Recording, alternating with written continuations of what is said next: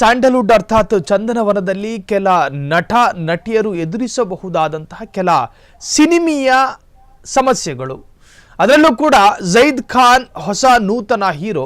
ಆತ ಹೇಳ್ತಾರೆ, ದುಡ್ಡು ಪವರ್ ಇದ್ದ ನನ್ನನ್ನೇ ಯಾಮಾರಿಸ್ಬಿಟ್ರು. ಸ್ಯಾಂಡಲ್ವುಡ್ನಲ್ಲಿ ಥಿಯೇಟರ್ ಮಾಫಿಯಾ ನಡೀತಾ ಇದೆ. ನಟ ಝೈದ್ ಖಾನ್ ಸ್ಫೋಟಕ ಹೇಳಿಕೆ. ಹೊಸಬರ ಸಿನಿಮಾಗಳಿಗೆ ಥಿಯೇಟರ್ ಮಾಫಿಯಾ ದೊಡ್ಡ ಕಂಟಕ. ಪೈರಸಿಗಿಂತ ಥಿಯೇಟರ್ ಮಾಫಿಯಾ ಡೇಂಜರು. ಹಾಗಾದ್ರೆ ಈ ಸಿನಿಮಾ ಇಂಡಸ್ಟ್ರಿ ದಶಕದಿಂದಲೂ ಹೇಳ್ಕೊಂಡು ಬಂದಿರೋದು ಸಿನಿಮಾಗಳಿಗೆ ಕಂಟಕ ಆಗಿರೋದು ಪೈರಸಿ. ಹಾಗಾದ್ರೆ ಪೈರಸಿಗಿಂತ ದೊಡ್ಡ ಕಂಟಕ ಯಾವುದು? ಪೈರಸಿ ಅಂದ್ರೆ ಏನು? ಸಿನಿಮಾ ಕೋಟ್ಯಾಂತರ ರೂಪಾಯಿ ವ್ಯಯಿಸಿ ಅದಕ್ಕೆ ಸುರಿದು ಸಿನಿಮಾ ಮಾಡಿದಂತಹ ನಿರ್ಮಾಪಕ ಆ ಸಿನಿಮಾವನ್ನ ಒಂದು ನಿಶ್ಚಿತ ಮುಹೂರ್ತ ನೋಡಿ ಬಿಡುಗಡೆ ಮಾಡಿದಾಗ ಥಿಯೇಟರ್ನಲ್ಲಿ ಬರುವಂತಹ ಸಿನಿಮಾಗಳನ್ನ ನಕಲಿಯಾಗಿ ಅದನ್ನು ಸೆರೆ ಹಿಡಿದು ಅದಾದ ನಂತರ ಖಾಸಗಿ ವೆಬ್ಸೈಟ್ಗಳಲ್ಲಿ ಆ ಸಿನಿಮಾಗಳನ್ನು ಬಿಡೋದು ಪೈರಸಿ.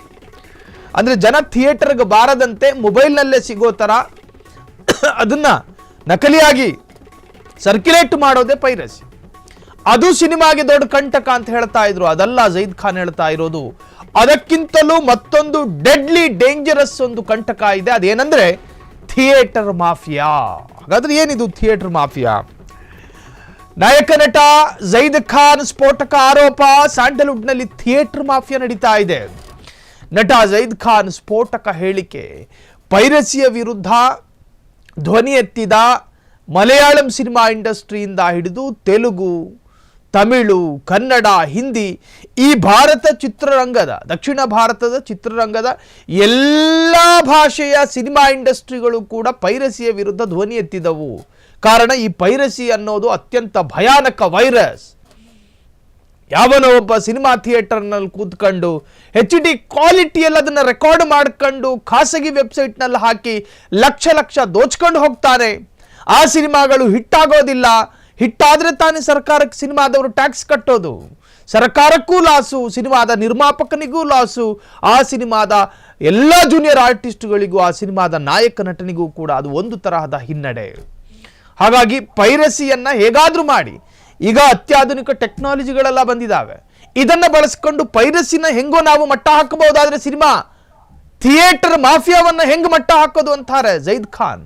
ಹಾಗಾದ್ರೆ ಏನು ಈ ಸಿನಿಮಾ ಥಿಯೇಟರ್ ಮಾಫಿಯಾ? ಹೊಸಬರ ಸಿನಿಮಾಗಳಿಗೆ ಥಿಯೇಟರ್ ಮಾಫಿಯಾ ದೊಡ್ಡ ಕಂಟಕ. ಪೈರಸಿಗಿಂತ ಥಿಯೇಟರ್ ಮಾಫಿಯಾ ಡೇಂಜರ್.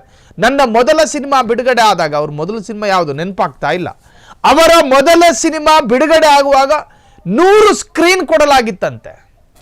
ಈಗ ಒಂದು ಸಿನಿಮಾ ರೆಡಿ ಆದ ನಂತರ ಅದಕ್ಕೆ ಸೆನ್ಸಾರ್ ಕಟ್ ಹೇಳಿದ ನಂತರ, ಅಂದರೆ ಸೆನ್ಸಾರ್ನಲ್ಲಿ ಅದರಲ್ಲಿ ಏನಾದರೂ ವಿವಾದಾತ್ಮಕಗಳಿದಾವೋ ಅವೆಲ್ಲವನ್ನು ಕೂಡ ಚೆಕ್ ಮಾಡ್ಕೊಂಡು ಅವರೊಂದು ಸರ್ಟಿಫಿಕೇಟ್ ಕೊಡ್ತಾರೆ. ಏನೋ ಯೂನೋ ಮತ್ತೊಂದು ಮಗದೊಂದು ಇವೆಲ್ಲ ಆದ ನಂತರ ಆ ಸಿನಿಮಾವನ್ನು ಇಡ್ತಾರೆ.